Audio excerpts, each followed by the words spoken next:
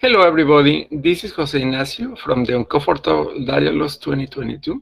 For today's Uncomfortable Dialogue, I have the pleasure and honor of talking to Lourdes Jacques. She has been in the real space for many years, and I think she has 32 years of experience as the owner of American Realty here in San Antonio, Texas. And with any further ado, how are you doing, Lourdes? Good morning. Fine, thank you, José Ignacio. Lourdes, if you look at the current situation or the current crisis, it hasn't been business as usual, is it, for you? No, it hasn't. I would say it's been better than usual in my industry, in my specific industry, which is real estate. Everybody knows the real estate market has been booming because of different factors, but real estate specifically in San Antonio, which is one of the hottest markets right now, has been booming. So my industry has been not, I wouldn't say the word benefit, but has been attracting a lot of interest, and luckily it's been very active.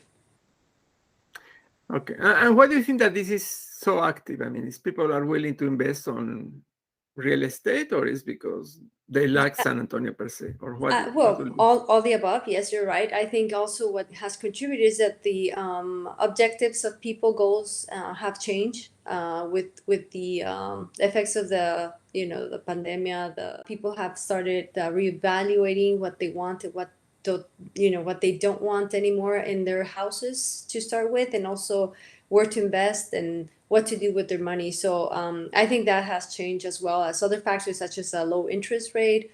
Real estate being the most um, attractive cities to live in because of the lifestyle it offers, because of the low cost of living here.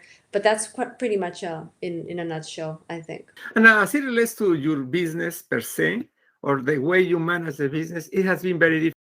Before the pandemic started, we were doing like we always do. In real estate, we were just buying and selling, and trying to attract buyers. And this way, we have to evolve to be able to meet the needs of buyers that can't visit the properties, sellers that cannot show the. Those circumstances, what have you done differently or even better? I assume that you have learned how to do a better listening based on what the buyer and the seller is telling you.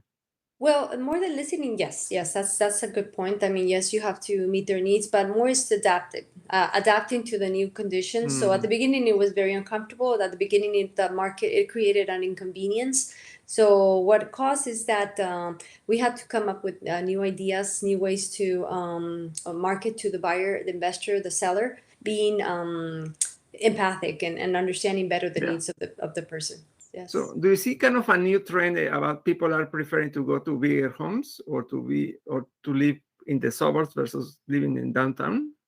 Yes, I think there's a trend to adapt your house as potentially being your home office, which is that we're going to see more and more, because also the businesses, the large companies are looking to support the efforts of people that don't feel comfortable leaving their homes and all that. Even though large companies were already doing it, like companies that were like global, they already did it. They were doing virtual work throughout. So I think it just moved this trend faster. It got us to a faster, but it was coming. I think it was something that was coming already, the transitioning to working from home.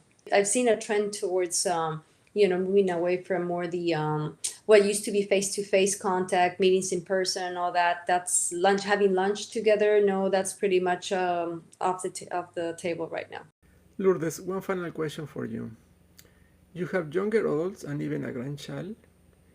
So once the current crisis is over and they will be older, what would you tell them about the few leadership decisions you took to overcome such adversity? That's a very good question. Thank you for asking it.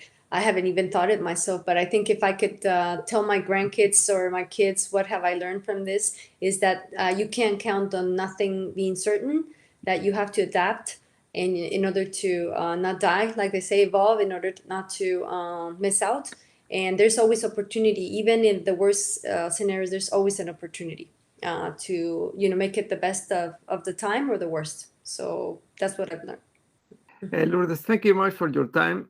And for everybody watching this webcast, if you happen to have any question to Lourdes or to myself, just write it down here in LinkedIn and YouTube, and we'll get back